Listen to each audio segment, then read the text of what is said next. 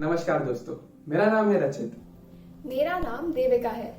मेरा नाम है आकिफ और हम मेडिकल स्टूडेंट्स हैं। दोस्तों, भारत में कोरोना वायरस की मरीजों की संख्या 1,58,000 से ज्यादा हो चुकी है और 4,500 से ज्यादा लोगों ने अपनी जान गंवा दी है। कई लोग सोशल डिस्टेंसिंग का पालन न करते हुए अफवाहों पर भरोसा कर रहे हैं और इसकी मुख्य वजह है कोरोना वायरस के बारे में जागृति की कमी।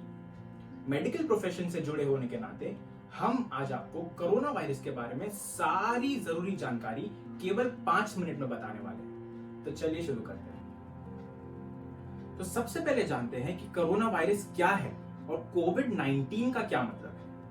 मैं आपको एक उदाहरण के माध्यम से समझाता हूं। मान लीजिए आप मोबाइल खरीदने एक मोबाइल की दुकान में गए। वहां पे आपको मोबाइल के कई ब्रांड्स मिल जाएंगे, जैसे एप्पल, सैमसंग, वीवो वगैरह। हर ब्रांड में अलग अलग मॉडल होंगे। इस उदाहरण में वायरस एक मोबाइल की दुकान है। अलग अलग तरह के वायरस जैसे डेंगू, एड्स अलग अलग ब्रांड जैसे हैं। इन्हीं में से एक ब्रांड कोरोना वायरस है। इस कोरोना वायरस नामक ब्रांड के अलग अलग मॉडल है, जैसे कि आप देख पा रहे हैं अभी स्क्रीन पे। इन्हीं में से एक मॉडल जो 2019 में पाया गया है कोविड-19। अब ये कोरोना वायरस फैलता कैसे है और किसे हो सकता है? कई लोगों का मानना है कि ये वायरस हवा में रहमान है और हवा से फैलता है। ये कुछ हद तक सही है। जब भी कोरोना पॉजिटिव आदमी खांसता है या छींकता है तो उसके मुंह या नाक से बूंदे या ड्रॉपलेट्स निकलती है, जिनमें कोरोना वायरस होता है। ये वायरस कुछ मिनटों तक हवा में रह सकता है और 1 से 2 मीटर की दूरी तक फैल सकता है। इसलिए हम कहते हैं कि सोशल डिस्टेंसिंग में कम से कम 1 मीटर की दूरी होनी चाहिए।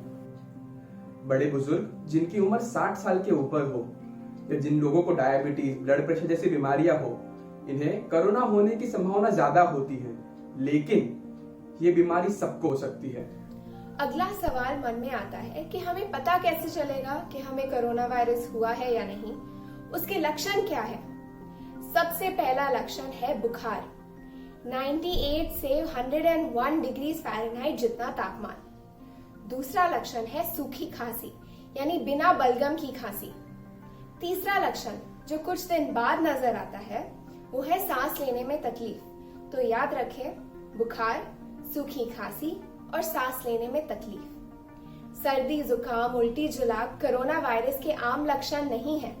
तो यदि आपको ये लक्षण नजर आते हैं या पहले बताए गए लक्षण नजर नहीं आते तो कोरोना वायरस होने की संभावना बहुत कम है। मगर याद रखें, ये जरूरी नहीं है कि हर कोरोना पॉजिटिव व्यक्ति ये बीमारी के लक्षण दिखाए। कुछ लोग एसिम्प्टोमेटिक भी होते हैं और इस हालत में भी वायरस फैल सकता है।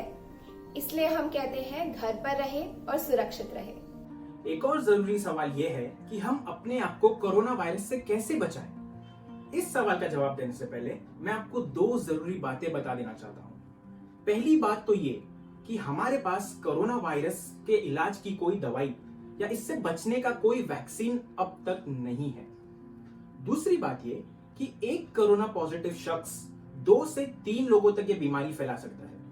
ये 2 से 3 लोग अगले 2 से 3 लोग तक ये बीमारी फैलाएंगे और इसी तरह हजारों लोगों तक ये बीमारी फैल चुकी है। इन 2 बातों को ध्यान में रखते हुए हमारे पास कोरोना वायरस से लड़ने का एकमात्र तरीका है इस चेन को तोड़ना, और ये हम सोशल डिस्टेंसिंग और सेल्फ क्वारंटीन यानी अपने घरों में ही रह के हासिल कर सकते हैं। बिना जरूरत अपने घरों से ना निकले, खासकर बड़े बुजुर्ग लोग जिनकी उम्र 60 साल से ज्यादा है या जिनको डायबिटीज, बीपी जैसी बीमारियां हैं, क्योंकि उनको कोरोना वायरस होने के चांसेस ज्यादा होते हैं। अगर घर से निकले तो 3 बातों का खास ख्याल रखें।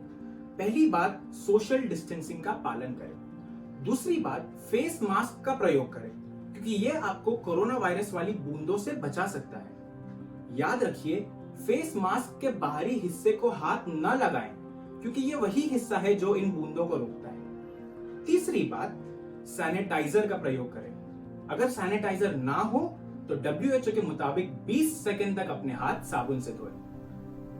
आप सोच रहे होंगे कि आपको टेस्ट कब करवाना चाहिए।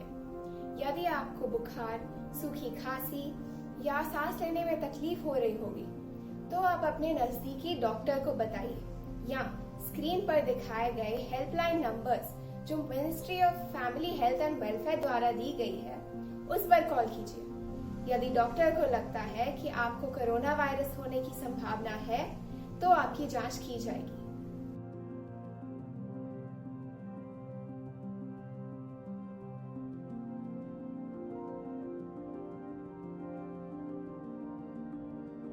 हमें इस महामारी से डरने की नहीं बल्कि लड़ने की जरूरत है। हम आपसे निवेदन करते हैं कि आप अपने घर पे रहें और जरूरत पड़ने पर ही बाहर निकलें। सावधान रहें, सुरक्षित रहे, स्वस्थ रहें।